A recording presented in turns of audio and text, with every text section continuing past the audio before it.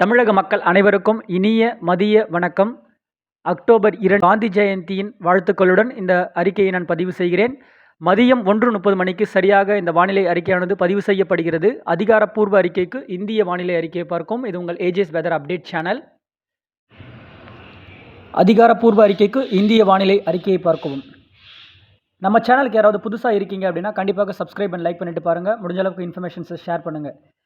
தமிழகம் மற்றும் புதுவையில் நாம் எதிர்பார்க்கப்பட்டது போல மழை பொழிவானது 2ஆம் தேதி தீவிரம் அடையும் என்று எதிர்பார்க்கப்படுகின்ற ஒரு சூழ்நிலைன்னு சொல்லலாம். இன்றைக்கு மழை பொழிவு எங்கே ஏற்பட போகிறது அதனை பற்றியும், நேற்றைக்கு நாம் அறிவித்த இடங்கள்னு பார்க்கும்பொழுது வட கடலோர பகுதிகள் ஒரு இடங்கள்லையும் வட உள் மாவட்டங்களில் நேற்றைக்கு ஆங்காங்கே ஒரு இடங்களில் மழை பொழிவு பதிவாகியுள்ளது. அதன் அடிப்படையில் நேற்றைக்கு அதிகபட்ச மழை பொழிவுன்னு பார்க்கும் பொழுது விழுப்புரம் மாவட்டத்தின் திண்டிவனம் பகுதிகள் கிட்டத்தட்ட 30.3 மில்லிமீட்டர் அளவிற்கு மழை பொழிவும், வளத்தி பகுதிகள் 18, செஞ்சி 18, செம்மேடு 2.2 இங்கே பார்த்திங்கன்னா ஓரிரு இடங்களில் ஒரு பெரிதளவுக்கு மழை பொழிவு அப்படின்ற மாதிரி இருக்காமல் இருந்தாலும் ஓரிரு இடங்களில் மழை பொழிவு அப்படின்ற மாதிரி நம்ம எதிர்பார்க்கப்பட்ட ஒரு சூழ்நிலை சொல்லலாம். மேற்கு தொடர்ச்சி மலை மாவட்டங்கள் எடுத்துக்கொண்டால் கோவையின் தெற்கு சரிவு பகுதிகளில் ஓரிரு இடங்களில் மழை பொழிவு, பிற இடங்களில் மழை பொழிவு பெரிதாக அமையவில்லை.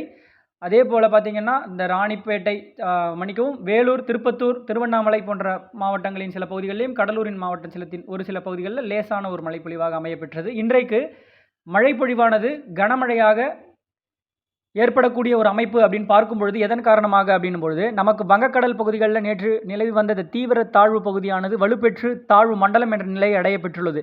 இந்த நிகழ்வானது தற்பொழுதைய சூழ்நிலையில் நான் அந்த அறிக்கையை கொடுக்கக்கூடிய இந்த நிலையில் வடக்கு ஆந்திர பிரதேசம் மற்றும் தெற்கு ஒடிசா கரையை ஒட்டிய பகுதிகள், குறிப்பாக சொல்லணும்னா பூரி போன்ற பகுதிகளுக்கு மழை பொழிவை ஏற்படுத்தும் அமைப்பாக கனமழை, அதாவது தாழ்வு மண்டலம்னு நமக்கு சொல்லும் பொழுதே நமக்கு தெரியும், ஒரு கனமழை கொடுக்கும் அமைப்பாகவும் காற்று அளவாக இருந்தாலும் மழை பொழிவு வெள்ள பாதிப்பை ஏற்படுத்தும் அமைப்பாக அப்படின்ற மாதிரி கொடுக்கக்கூடிய ஒரு சூழ்நிலை. இந்த நிகழ்வு மெல்ல மெல்ல மேற்கு நோக்கி நகரும்.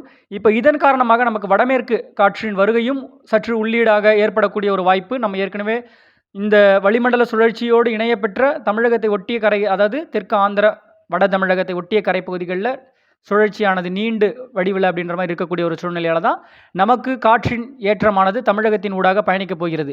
இப்போது இன்றைக்கு ஒரு பெருமளவுக்கு மழை பொழிவு எதிர்பார்க்கக்கூடிய இடம்னு பார்க்கும் பொழுது குறிப்பிட்டு சொல்லணும் அப்படின்னா கள்ளக்குறிச்சி, திருவண்ணாமலை போன்ற மாவட்டங்களின் பகுதிகளுக்கும் சரி, அப்படியே அதற்கு கிழக்கு புறமாக இருக்கக்கூடிய மாவட்டங்களான புதுச்சேரி மாநிலம் மற்றும் கடலூர் பகுதிகள், பெரம்பலூரின் சில பகுதிகள், நாமக்கல், கரூர், திருச்சிக்கு வடக்கு புறமாக திருச்சியின் சில பகுதிகள், மாநகரத்தின் பகுதிகளிலையும் சரி, அப்படியே வட மாவட்டங்கள்னு எடுத்துக்கொண்டால் அதாவது ஆந்திர எல்லையோர மாவட்டங்கள், கர்நாடக எல்லையோர மாவட்டங்களை தொடங்கக்கூடிய ஒரு மழைப்பொழிவானது தீவிரமானது படிப்படியாக கிழக்கு நோக்கி வர வர நமக்கு ஒரு மழைப்பொழிவு இருக்கக்கூடிய ஒரு அமைப்பாக இருக்கும்.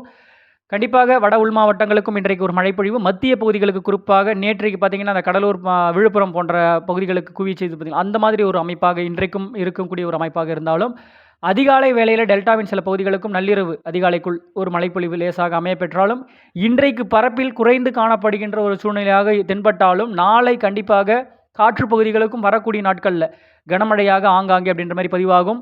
அது கொடைக்கானல் மலை மறைக்கும் பகுதிகளாக இருந்தாலும் சரி, வட உள்பகுதிகள், கர்நாடக எல்லையோர மாவட்டங்களான பகுதிகளிலையும் சரி ஆங்காங்கே மழைப்பொழிவு. 5ஆம் தேதி வாக்கில் பார்த்திங்கன்னா தென் மாவட்டத்தின் உட்புற பகுதிகள்னு சொல்லலாம், மதுரை சுற்றுவட்டாரத்தின் பகுதிகளிலையும், விருதுநகர் போன்ற மாவட்டங்கள்லேயும், தேனி, திண்டுக்கல் போன்ற மாவட்டங்கள்லேயும் கண்டிப்பாக ஒரு கனமழை வாய்ப்பாக அப்படின்ற மாதிரி எடுத்துக்கொள்ளக்கூடிய ஒரு வானிலை அமைப்பு இருக்கும். அடுத்து 6-7 தேதிகளில் ஓரிரு நாட்கள் குறைந்த பரப்பில் மழைப்பொழிவு இல்லாத ஒரு சூழ்நிலையாக இருந்தாலும், மீண்டும் நிகழ்வானது வடக்கு வங்கக்கடல் பகுதிகளில் ஏற்படக்கூடிய ஒரு அமைப்பாகவும், நமக்கு வடமேற்கு காற்றின் உள்ளீடு ஏற்படக்கூடிய ஒரு சாதக சூழ்நிலை இருக்கும் பொழுது நமக்கு ஒரு மழைப்பொழிவு, அதாவது இப்போ இருக்கக்கூடிய மழைப்பொழிவு தீவிரமாக இல்லாவிட்டாலும் பரவலான இடங்களில் மழைப்பொழிவு அப்படின்ற மாதிரி இருக்கும். கண்டிப்பாக ஆங்காங்கே பெய்யக்கூடிய இடத்துல வலுவாக இருக்கக்கூடிய ஒரு அமைப்பாக தான் இருக்கும் சொல்லலாம். இது வெப்பச்சலன இடிமழைன்னு சொல்லும் பொழுது ஒரு இடங்களில் ஒதுக்கக்கூடிய ஒரு அமைப்பாக இருக்கும்.